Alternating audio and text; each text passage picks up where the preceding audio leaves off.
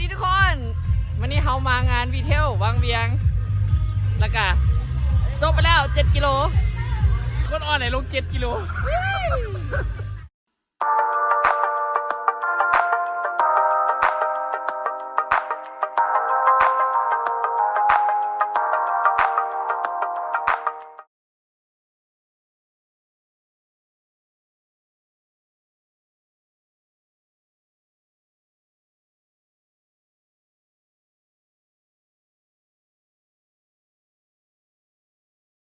You want to be the winner today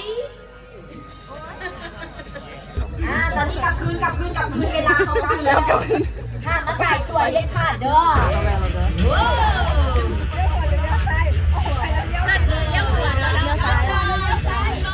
เดี๋ยวที่หลงจะก็ต้องเลย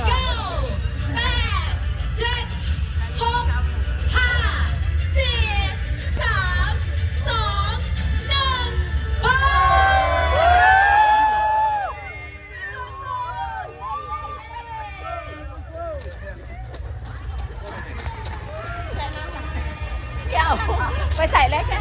แก้วไปเลยออกมาแล้วเลี้ยวขวาเขาคอยไปดูมีรางวัลก็มีรางวัล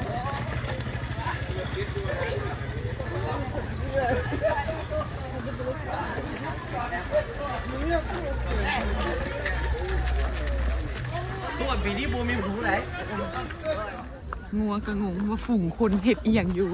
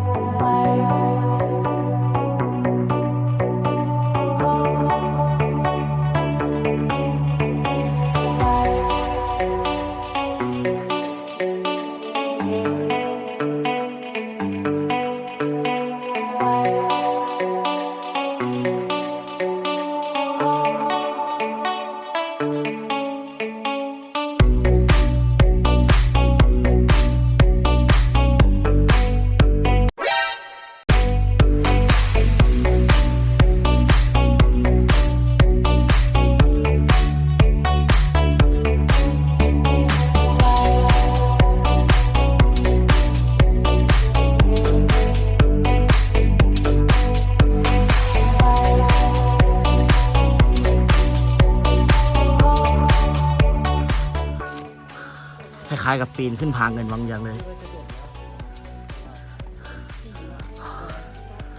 ใครก็ถามหาเรื่องเกิบของพี่เอเนาะเกิบเพื่อน ไม่จ้ะเคยจ้าแกง เค เพื่องานนี้คือเกิบเพื่อนซื้อยูดอนเนาะ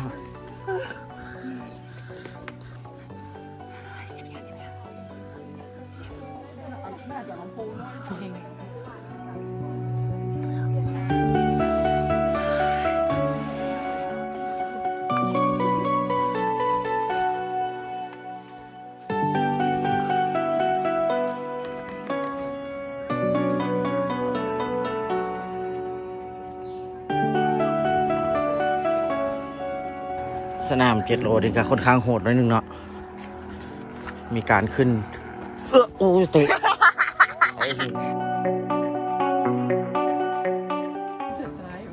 วิวอย่างงามเลย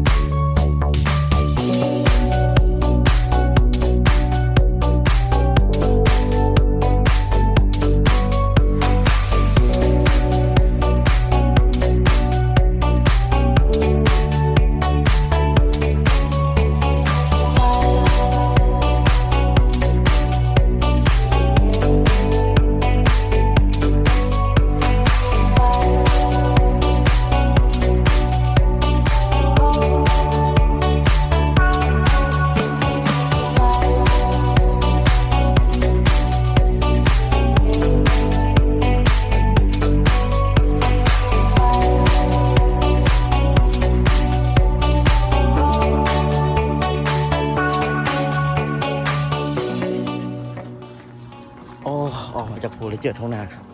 ไก่ซีฮอตจุดให้น้ำแล้วเนาะ3.5 โล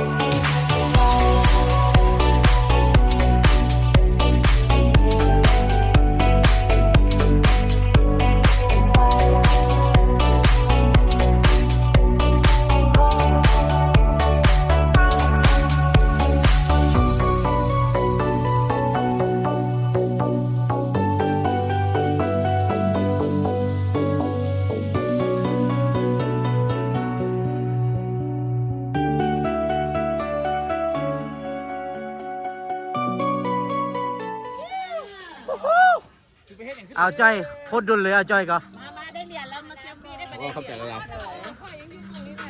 มาไทยหุ่นไทยหุ่นจะจุดไหม เรียกคือกันเราได้เอามา ไทย ได้ หุ่น เล ไหม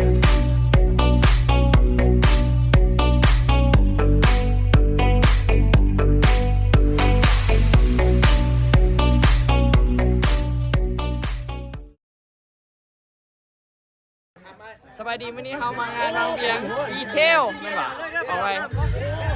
สวัสดีทุกคนวันนี้เขามาดีเทลบางเวียงแล้วก็จบไปแล้ว53 กิโล